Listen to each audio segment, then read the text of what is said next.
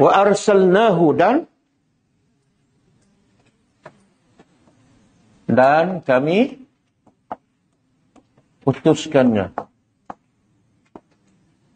ila mi'ah kepada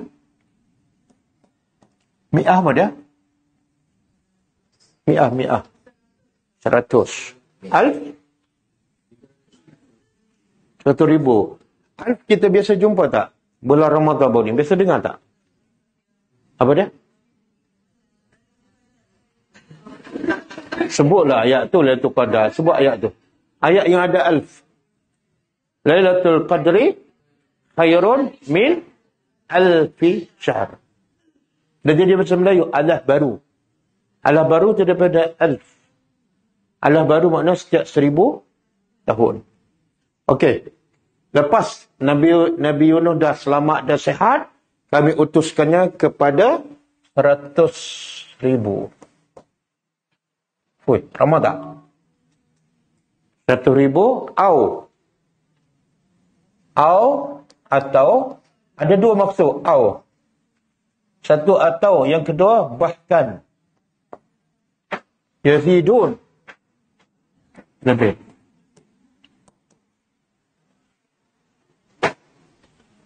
Apa maksud ni? Apa yang Allah nak bagi tahu? Dah dia merajuk, kena telaikan paus, lepas tu kami selamatkan, lepas selamat kami utuskan dia kepada 100,000. Apa yang Allah nak bagi tahu? Ada dua pendapat. Pertama, kami utuskannya kepada 100,000 iaitu kaum dia yang asal, yang dia lari. Masa dia merajuk tu, kaum dia beriman ke tak? Tak. Kaum dia tak beriman. Sebab tu dia merajuk. Kalau dah beriman, merajuk buat apa?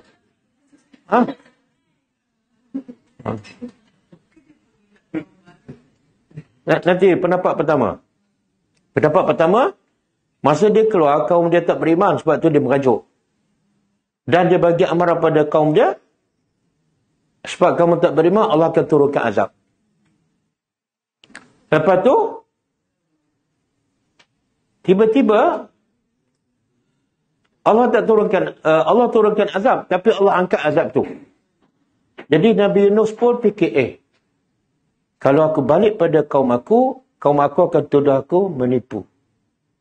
Apa yang menipu? Aku kata akan turun azab, tapi tak ada pun azab. Maka dia pun lari. Sebab apa? Dia takut kaum dia tuduh dia menipu. Maka dia bila dia lari, dia selamat semua, Allah hantar balik pada kaum Izadi, tengok-tengok semua beriman. Berapa ramai? 100,000. Itu sebagai apa? Satu nikmat yang Allah bagi pada Nabi Yunus, bahawa sebab kamu sentiasa bertasbih, sentiasa beribadat, akhirnya hasil dakwah kamu dapat. Dan kenapa Allah sebut bilangan? Kemudian ada au pula ni. Au ni apa dia? Satu atau. Bila atau tu makna ada syak. 100,000 ataupun lebih. Ahli tafsir mengatakan ini yang orang nampak. Allah tahu tak bilangan tepat?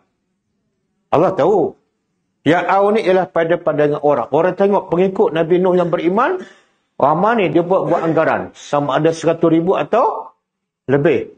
Pendapat kedua, 100,000 bahkan lebih. Jadi, kenapa Allah sebut kami utuskan pada kaumnya yang dah beriman? Sebagai satu nikmat, sebagai satu berita gembira kepada Nabi Yunus. Bila kita berdakwah, orang terima. Dan ramai terima. Ramai berubah. Kita seronok tak? Tak ada yang lebih seronok daripada itu. Saya mengajar, orang faham, orang terima, orang beramal. Saya paling seronok. Lagi ramai follower yang beriman. Lagi saya seronok. Okey. Jadi kita nak madu'un ni orang yang kita dakwah lah. Kita nak madu'un kita sikit ke ramai? Ramai. Kenapa nak ramai? Tapi susah nanti ramaikan macam-macam kerana, macam-macam hal. Yang ni degil, yang ni keras kepala, yang ni pekak. Yang ni...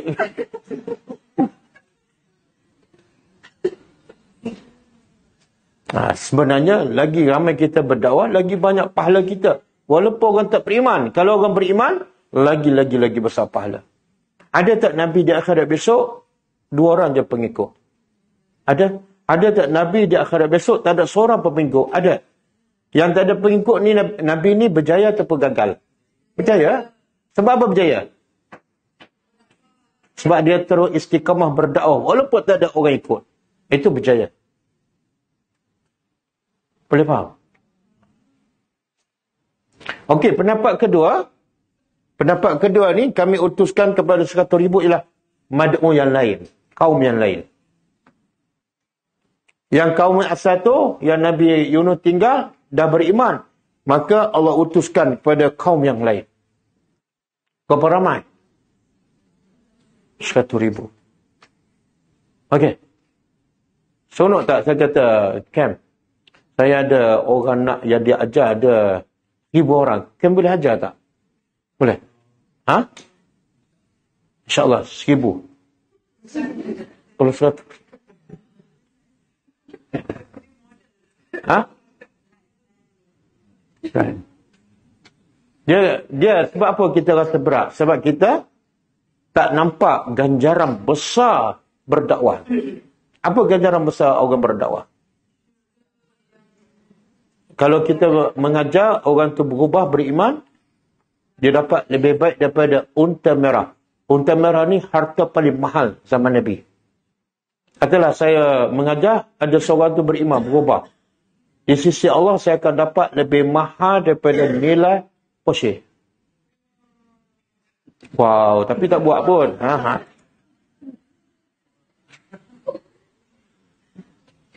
Boleh kah? Subhanallah. Ni, nikmat ni. Allah utus kepada lagi ramai, lagi besar pahala kamu. Jangan tengok bebanan, tapi tengok ganjaran dia.